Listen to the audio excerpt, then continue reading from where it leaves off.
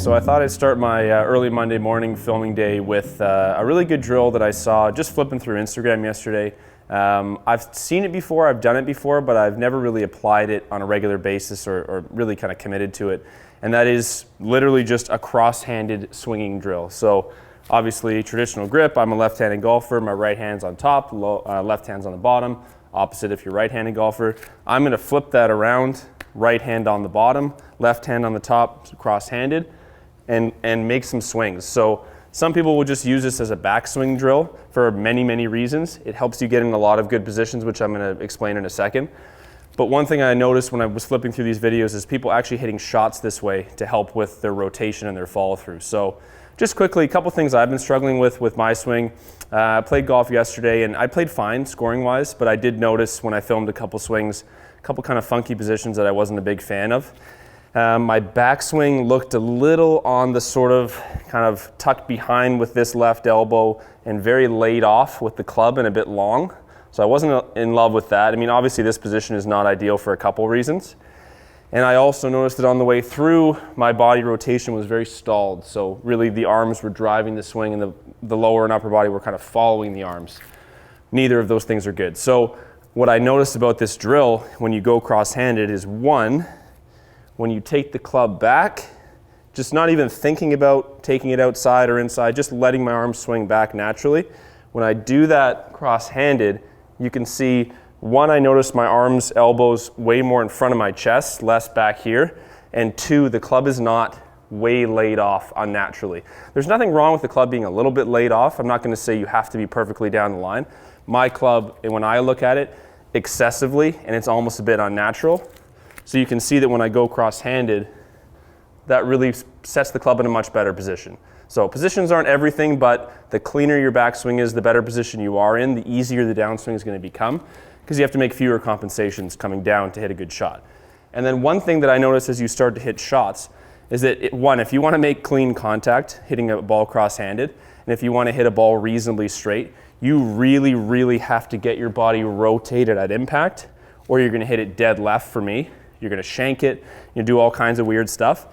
If you don't allow the body to really drive the rotation of the swing and let the arms follow through afterwards, if I get armsy, you're gonna get a lot of those kind of shankopotamus giant pushes. So I'm gonna just swing through a few of these, hit a couple, talk you guys through it, and then let's see what happens when I go back to a normal grip. Let's see what kind of effect that's had on the swing. There's a shank to start. Shanky push.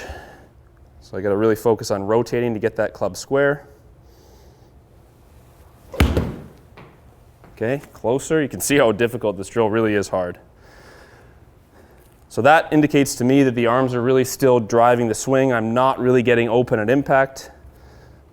Let's focus more on that. Yeah, it's gonna take me a few. I cannot stop shanking it. Okay, so there's the first kind of decent rep. Definitely took me a few shots to get there, which I was expecting.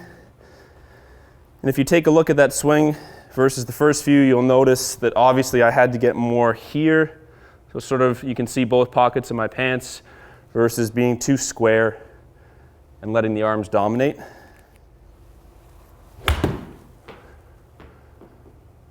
It's a tough drill, I'll tell you that. But the way the swing feels in the follow through in rotation when you actually get one right is so much different than what I'm used to. I really feel here, and that's just not something I get in my normal swing. So I want to build that sensation with this drill. It's better. So it's taken me, as I said, it took me 6 or 7 just to kind of get the feel for it. Now I feel like I can start getting in some repetitions. You'll also notice one other thing is the exit point of your arms. So if you have a very armsy kind of flippy swing, which I struggle with, a lot of the time your body language of the arms is very kind of out and rotated this way. Your arms will exit very high, kind of at your neckline or shoulder line. When you're doing this drill, it's going to encourage you to let the club exit very low and around you, which it will look a bit exaggerated for the purposes of what I'm doing. But if you watch really good PGA Tour players, really good amateurs, especially when they're hitting their wedges, you will see this body language very low and around the body, exit with the arms. That was probably one of the best I've had so far. I really feel in balance as well. So what I kind of like about this drill is it's simple, it's not easy, and when done correctly, it looks after 5, 6, 7 different things in the swing. We're talking about better backswing positions, we're talking about better balance, better rotation, better exit point, better release, club face control.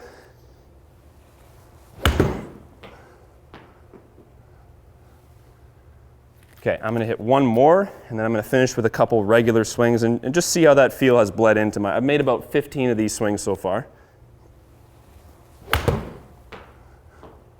Good, okay, so the last couple were probably 2 of my better reps. Again, that swing path is very, very neutral. Very happy with all that. So this is a 9-iron I've been hitting. And for me, what's interesting is I'm just looking at the strike pattern on my club. There's obviously a few hosel marks, which I'm generally not used to, but that's okay. I'm usually erring on the toe side of irons and woods for me. Most of these strikes are closer to the heel, if anything, which is cool because I know it's adjusting a pattern in my swing. So if you're a toe striking kind of person, this might be one that's quite good for you. Not to say that if you strike the heel, don't do this drill. I'm not saying that, but it is very interesting how it's moved that strike pattern for me. Okay, so I'm going back to conventional grip. I'm not going to think about too much. I'm just going to make a swing and see how it feels. I can honestly say that's one of the better feeling 9-irons I've hit in a long time. Ball felt really well compressed, swing felt in balance. You can see when you go back, it's likely you will have some trouble on the first couple, as I said, but don't worry about that. It's really the motion that you're trying to learn. Much better rep. That felt more driven by the legs and the lower body versus just using my hands. Good, and those were 2 good reps. I'll try to carry that feel into one last swing.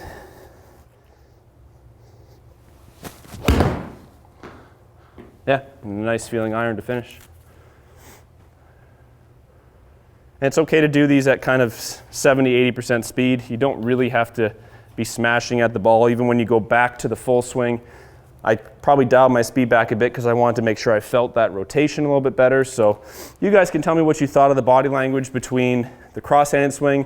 Did it look more rotated to you? Did the backswing position look better? And then when I went back to my normal swing, I don't expect it to look a bunch different, but let me know in the comments if you noticed any subtle differences between the swings at the very beginning that were full swings, not cross-handed, to the end after we did 20 reps or so.